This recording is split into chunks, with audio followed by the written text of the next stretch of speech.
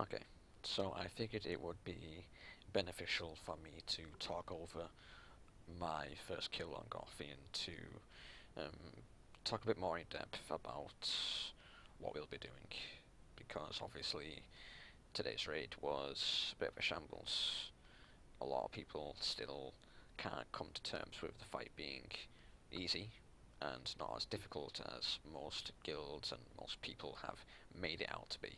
Obviously the fight is a lot easier with the item level nerf, but for some reason people still want to make the fight harder by failing to simple mechanics. So the video you're watching, well, we'll be watching some of it, is my first kill on Gorefiend, which was September 19th, quite a long time ago, with a lot less gear. The tactic we used was quite different to the one we're using, but similar in many ways. You can see our angry assignments next to my raid cooldowns, which I'll talk over right now. I'm going to pause the video. So in my first kill, we used a Rep Paladin, a Death Knight, Shadow Priest, and a Hunter on Spirits. The Hunter was for backup purposes if someone failed and was stuck far out. But more or less, a Rep Paladin and Death Knight worked fine. With me dotting ads, obviously we have two Shadow Priests and a Boomkin, which obviously not allowing a Shadow Priest to dot on this fight is stupid, because more orbs, more DPS. But that being said, two Shadow Priests with the 4 piece, it's going to do a lot of damage, especially with two Death Knights and a Boomkin and Overcleave from God knows where. Which is why we'll probably adjust and change our setup. So, one thing we talked about during today's raid was having people stood closer. Obviously we didn't really do this in our first kill. We had people spread all over the place, which is what you're seeing right now. Our Disc Priest is stood in Stormwind, so we all run, and it's a lot of DPS. And this fight, it's quite tight, and you want to make the most of what you have. So having people run to Stormwind, i.e. our rogues, it's not something that we want to do. Which is why we have people stood closer, and it's a lot easier. Now I'm going to talk briefly about how we handle ads. So obviously we have a heavy hunter roster, which means ads should die easy. Chimera shot, kill shot, aim shot. From 5 hunters, or well, 3 or 4 depending on how many are down, they should die instantly, dead, completely gone, obliterated. But it's not happening. We have ads running everywhere, which is a problem.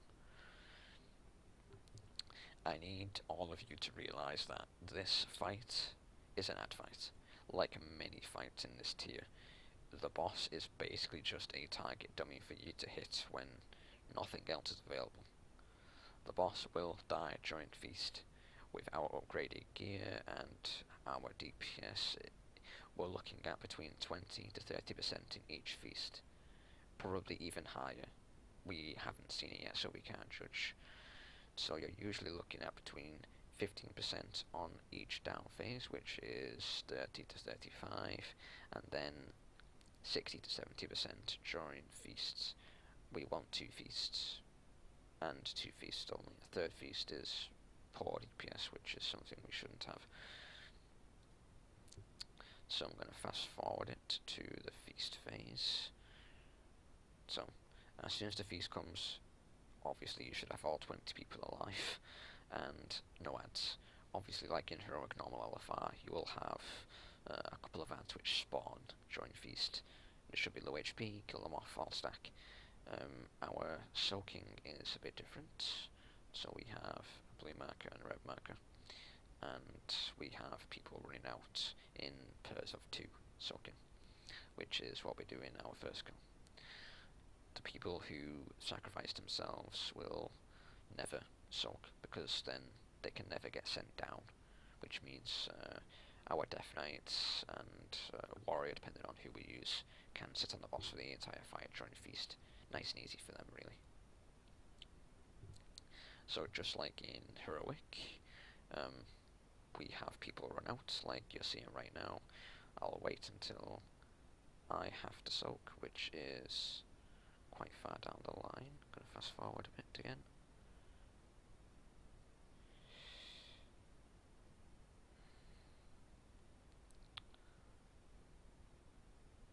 Oh, we've missed it, never mind. There we go.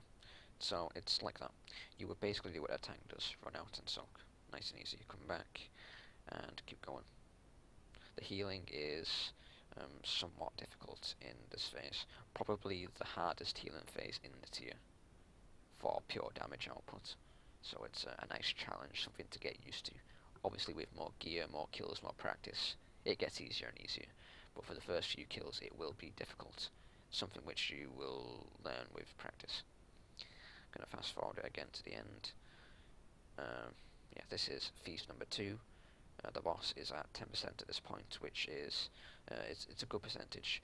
Obviously, the problem with this being people get trigger happy and they just want to kill the boss, which is hopefully not going to happen to us. Dreams are nice and spread. Obviously, I should have gone further out at that point, but people should be stood closer to the boss so you take less damage, which is something we'll look into. More or less, this is what the fight will look like, and hopefully it gave you some insight as to what you should be doing.